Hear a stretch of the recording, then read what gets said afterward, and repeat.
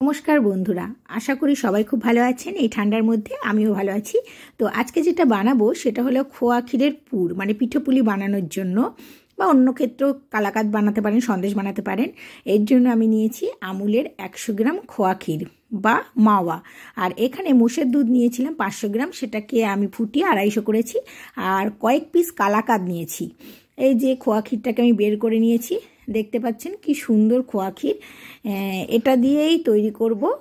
আর এটা নিয়েছি গোবিন্দভোগ চালের গুঁড়ো, পুরোপুরি গুঁড়ো নয়, একটু দানা দানা। হ্যাঁ, এবার এই গোবিন্দভোগ চালটাকে আমি খালি কড়াইয়ে এটাকে হালকা করে ভেজে নেব, মানে একটু লালচে লালচে হবে, ঠিক সেই রকমভাবে ভেজে নেব। এই দেখুন কত সুন্দর হয়েছে ভাজাটা। আর এখানে এই যে দুধ দিয়েছি, পুরো দুধটাকেই ঢেলে দিলাম।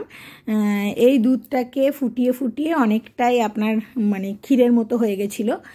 আর এবার এই খোয়া ক্ষীরটাকে আমি এরকম করে একটু ম্যাশ করে নেব, গুঁড়ো গুঁড়ো করে। দেখতে পাচ্ছেন কত সুন্দর লাগছে দেখতে দূর থেকে। তো এরকম করে পুরো খোয়া ক্ষীরটাকে ম্যাশ করে নেব, যাতে দুধের সাথে মিশতে খুব ভালো হয়।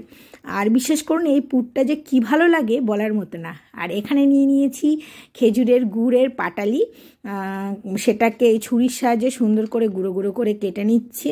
আর সম্পূর্ণ রেসিপিটা কিন্তু আমার শাশুড়িমাই করছে, আমি তো ভিডিও করতে ব্যস্ত আছি। তো এবার এই দুধের মধ্যে এই প্রথমে খোয়া ক্ষীরটাকে দিয়ে দিলাম গুঁড়ো করা, এবং তার সাথে এই যে কালাকাঁদগুলোকেও একটু ভেঙে ওর সাথে দিয়ে দিলাম। দিয়ে এবার দুধের সাথে খুব ভালোভাবে এটাকে মিশিয়ে নেব। আর একটু নাড়ালেই দেখবেন ভালোভাবে দুধের সাথে সুন্দর করে মিশে গেছে। এখানে বলে রাখি, আপনারা মোষের দুধের পরিবর্তে গরুর দুধও ব্যবহার করতে পারেন, যাতে একটু ফুটে কম করিয়ে নেবেন, তাহলে ভালো হবে টেস্টটা। এবার খেজুরের গুড়টাকে দিয়ে দিলাম, দিয়ে এবার নাড়তে আছি। দেখুন কি সুন্দর, যেহেতু খেজুরের গুড় সুতরাং টেস্টটাও ভালো হবে। আর এটা আমার শাশুড়িমা প্রতি বছরই করেন, আর ভিডিওটা অনেক পরেই দিচ্ছি, আগে দিলে ভালো হতো হয়তো, যেহেতু পৌষ পার্বণ চলে গেছে। তো এরপরে দিয়ে দিচ্ছি এই সেই গোবিন্দভোগ চালের যে গুঁড়োটা দিয়ে, দেখুন এটা দিলে পারে কী হবে, মানে পুরটা না আরও বেশি সুন্দর হবে, যাকে বলে, মানে ঠিক না দেখলে বলতে পারছি না, তো আরও বেশি সুন্দর হবে। তো এইভাবে কন্টিনিউ নাড়তে হবে, কারণ তা না হলে নিচে লেগে যাওয়ার ভয় থাকে এবং পুড়ে যাওয়ার ভয় থাকবে।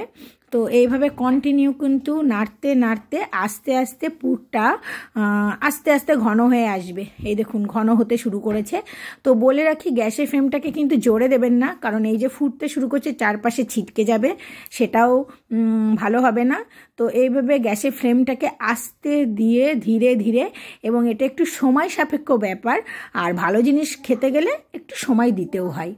তো এইভাবে এই দেখুন আস্তে আস্তে নাড়তে নাড়তে দেখেছেন কত সুন্দর ঘন, আর কি সুন্দর কালার হয়ে গেছে, অনেকটা গুড়ের কালাকাঁদের মতো। এইবার এই বাটিতে তুলে নিচ্ছি। কেমন হয়েছে রেসিপিটা অবশ্যই জানাবেন। ধন্যবাদ সবাইকে জানাচ্ছি। ভালো থাকুন, সুস্থ থাকুন, ধন্যবাদ।